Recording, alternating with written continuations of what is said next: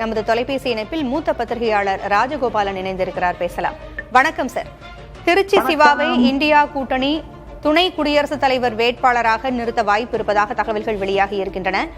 ஏற்கனவே பாரதிய ஜனதா கட்சியினுடைய மாநில தலைவர் நயினார் நாகேந்திரனாக இருக்கட்டும் சரி, மற்ற அமைச்சர்களாக இருக்கட்டும் சரி, முதலமைச்சர் மு.க.ஸ்டாலின் CP ராதாகிருஷ்ணனுக்கு ஆதரவு தெரிவிக்க வேண்டும் என்ற தங்களுடைய கோரிக்கையை முன்வைத்திருக்கிறார்கள். இந்நிலையில் எதிரணியில் திருச்சி சிவா நிறுத்தப்பட இருப்பதாக தகவல் வெளியாகி இருக்கிறது. எப்படி பாக்குறீங்க? இது தகவலாக தான் இருக்கிறது, ஊர்ஜிதப்படுத்தப்படவில்லை. திருச்சி சிவா 3 முறை ராஜ்யசபா எம்பியாக இருந்திருக்கிறார். அவருக்கு அரசியல், மற்ற கட்சி அரசியல், தேசிய அரசியல் மற்றும் ராஜ்யசபா நடத்தக்கூடிய ரூல்ஸ் அண்ட் ரெகுலேஷன்ஸ், அங்க இருக்கக்கூடிய மோஷன் என்னென்ன இருக்குது, டிபேட் பண்ணும், அதெல்லாம் ரூல்ஸ் நன்றாக தெரிந்தவர். ஆக மொத்தம் திருச்சி சிவா நல்ல கேண்டிடேட். அவர் ஒரு அருண் ஜேட்லி மாதிரி அனைத்து கட்சிகளிடம் தொடர்பு வைத்திருப்பவர். பிரணாப் முகர்ஜி மாதிரி அனைத்து, சரத்பவார் மாதிரி ஒரு நல்ல ஸ்டேட்டஸ்க்கு வந்திருக்கிறவர். திமுகவின் முகமாக இருக்கக்கூடிய திருச்சி சிவா வரவேற்கத்தக்கது. ஆனால் சமாஜ்வாதி கட்சியுடன் நான் பேசிக் கொண்டிருந்த பொழுது அவர்கள் அதை மறுக்கிறார்கள்.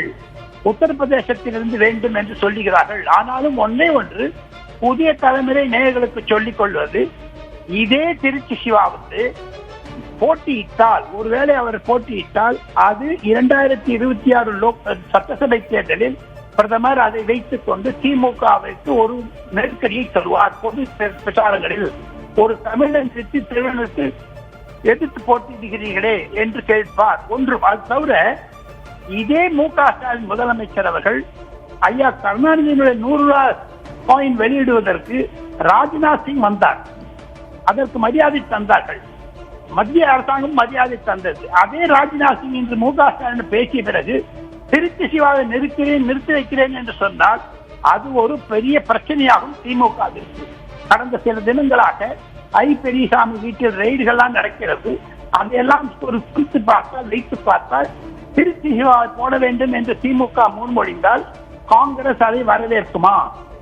அவர் இந்தி கூட்டணியோட கேண்டிடேட்டா அல்லது தமிழகத்தில் இருக்கக்கூடிய திமுக வர்சஸ் பிஜேபி கேண்டிடேட்டா என்ற ஒரு திருப்பம் வரும். அகில இந்திய பிரச்சனைகளில் ஆபரேஷன் சிந்தூருக்கு நான் ஊர்வலம் நடத்தினேன் என்றெல்லாம் மாற்றட்டிக் கொள்ளக்கூடிய திராவிட முன்னேற்ற கழகத்திற்கு திருச்சி சிவாவை போட்டியிடுவதன் மூலமாக திமுகவிற்கு ஏற்கனவே வட இந்தியாவில் இந்து விரோத கட்சி என்ற ஒரு பெயர் இருக்கிறது.